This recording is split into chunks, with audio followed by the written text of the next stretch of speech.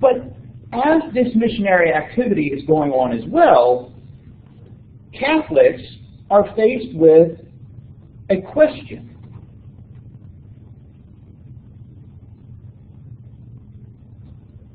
What do you do about these Native Americans? Who are they? And then out of that, how do you treat them?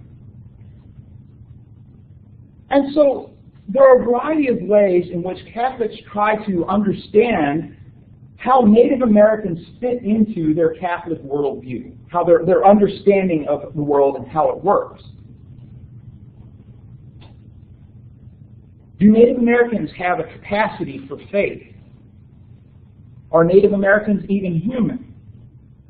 Can and should Native Americans be enslaved? Right? These are the kind of questions that Catholics and Catholic thinkers and priests are asking themselves as they encounter Native Americans in these missions of conquest. There are four main Catholic thinkers who address this issue. We'll talk most about Bartolomé de las Casas and just briefly mention some of the others. Las Casas was the son of a conquistador merchant born in 1474. And his father had accompanied Columbus as a common soldier, but had gotten wealthy enough on the expeditions to send his son to good schools, where he had studied law. In 1502, he comes to Cuba and lives in Cuba most of the rest of his life, and sees there the birth of encomienda, this process of conversion and conquest. He's ordained a priest, a Dominican, in 1511 and made the chaplain of Cuba.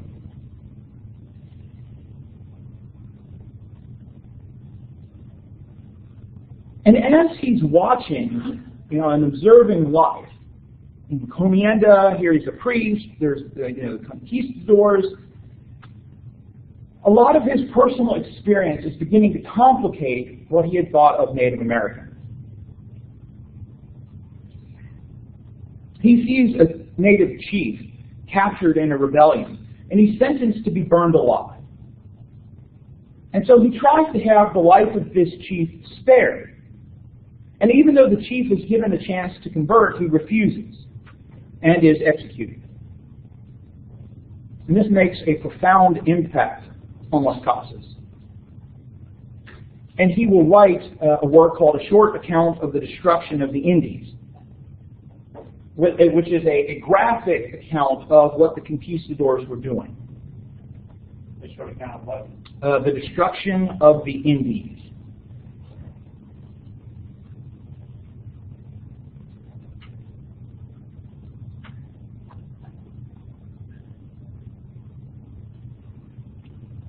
Briefly about some of the others, Juan de Sepulveda was a classic scholar,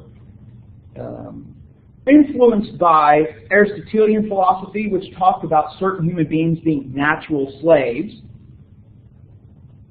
and that those of deficient intellect were born to be slaves. They could not master their emotions, and those emotions ruled over their intellect. And he would eventually then claim that about natives as well. Francisco Ruiz was a Franciscan, and Jacobo de Tessitera was also a Franciscan as well.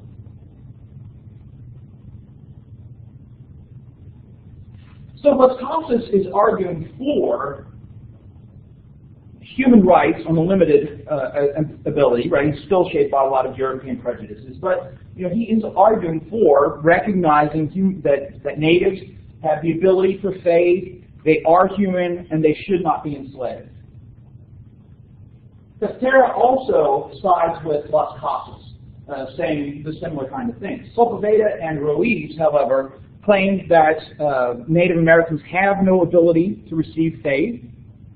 They needed to be enslaved for their own good, so that the church could control their passions.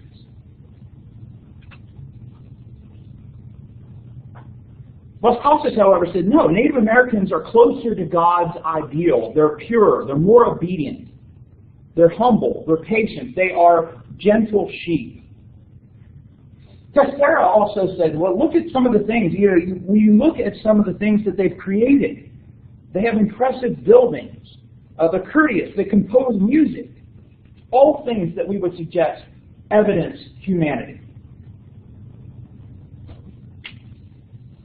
But ultimately, all of these Christian thinkers and a majority of conquistadors as well are shaped by the colonial idea of we know better, what's best for the Native Americans, and see them as the natives as children.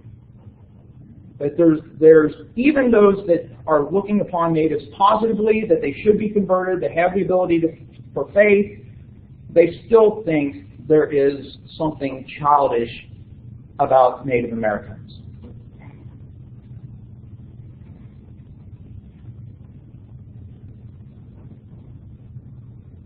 The debate rages on for quite a while until finally the Pope gets involved in it. The Pope at the time is Paul III, who releases the papal document Sublimus Deus, the Sublime God.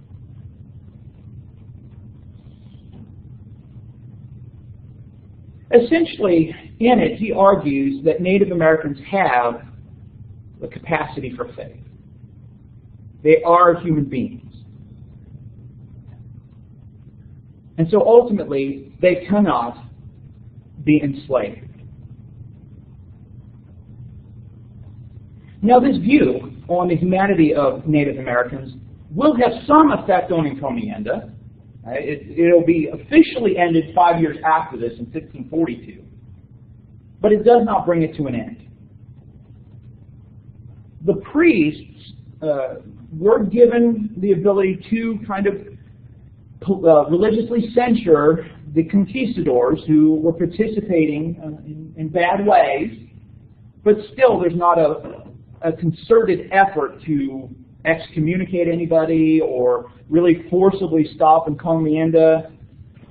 Instead, what is encouraged is to move more towards the missions style, where it's more emphasized that you persuade people.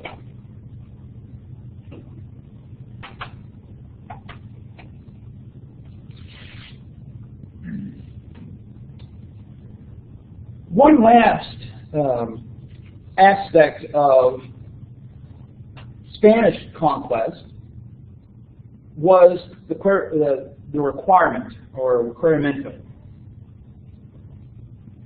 This was essentially the main way the Spanish enacted authority over native spaces, by reading this document. It's not very long, so I'm going to go ahead and read the requirement to you. On the part of the king, Don Fernando, and of Doña Juana, his daughter, Queen of Castile and Leon, subduers of the barbarous nations, we, their servants, notify and make known to you, as best we can, that the Lord our God, living and eternal, created the heaven and the earth, and one man and one woman, of whom you and we and all the men of the world were and are all descendants, and all those who come after us. Of all these nations, God our Lord gave charge to one man, called St. Peter, that he should be Lord and superior of all the men in the world, that all should obey him, and that he should be the head of the whole human race, wherever men should live, and under whatever law, sect, or belief they should be. And he gave him the world for his kingdom and jurisdiction.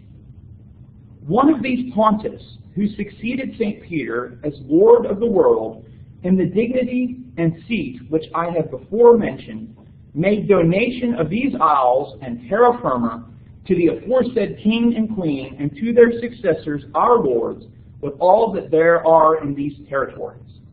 Wherefore, as best we can, we ask and require you that you consider what we have said to you, and that you take the time that shall be necessary to understand and deliberate upon it, and that you acknowledge the church as the ruler and superior of the whole world, But if you do not do this, and maliciously make delay in it, I certify to you that with the help of God, we shall powerfully enter into your country and shall make war against you in all ways and manners that we can, and shall subject you to the yoke and obedience of the church and of their highnesses.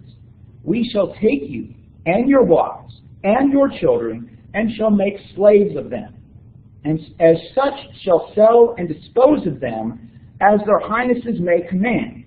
And we shall take away your goods and shall do you all the mischief and damage that we can, as to vassals who do not obey and refuse to receive their Lord, and resist and contradict him. And we protest that the deaths and losses which shall accrue from this are your fault, and not that of their highnesses or ours, nor of these cavaliers who come with us. All right? Obey the church and submit, or anything that happens is on your own heads. So essentially the requirement was a statement that indicated that God had established the Pope's authority through Peter, and that the Pope had given the king, the Spanish king, the natives' land. The natives were then encouraged to submit, allow evangelizing, or face military attack. The Spanish, when they went about conquering a land, were very ritualistic about this. All right? And so they would read the requirement.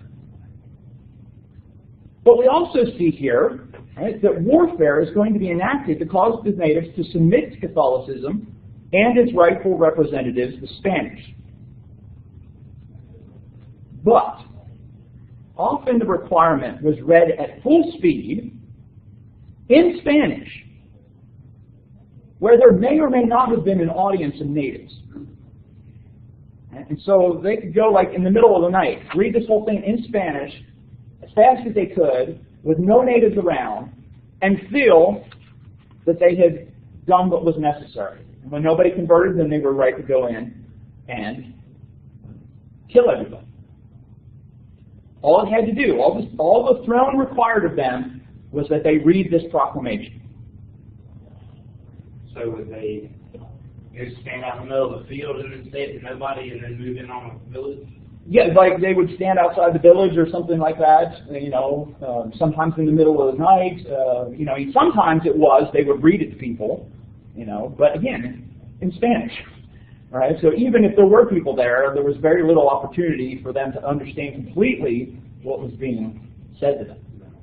It was more the fact of, we've done this, the king requires us to do this, we've done. One of the things, in addition to understanding colonization, one of the things that some people have suggested is that there may be some Islamic influence here, particularly through the philosophy of Averroes. Certain schools of Islamic thought required the announcement of Islam to a people destined to be punished by God through warfare. Right? So if Muslims believed that they were by God to engage in warfare as a punishment on people, they were to announce the opportunity for conversion to Islam before they enacted violence. And so if you accepted Islam, you would avoid warfare.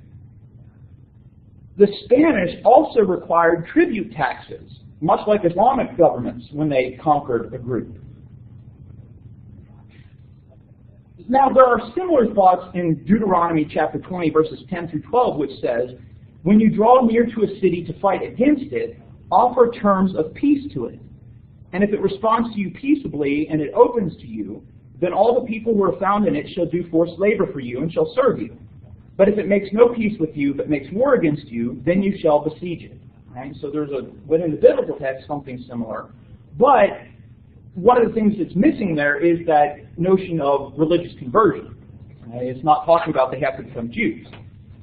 There's also the notion of compelli intrare, which we've talked about before, this idea of force them to come in, from Luke chapter 14 and verse 26. One last comment on the requirement in Islam. Las Casas also mentioned that the requirement was Islamic in nature. So, what we might have here is this kind of hybrid of Islamic ideas and Christian Catholic ideas in the reading of the requirement, even though it's thought of as this Catholic declaration, right? We want you to become followers of the heir of St. Peter and his representatives, the monarchs of Spain. On Thursday, we'll pick up with a couple last things, talk about Portugal and some other missions as well, and then move on into the doctrine and practice of the end of the Middle Ages. So we'll finish up on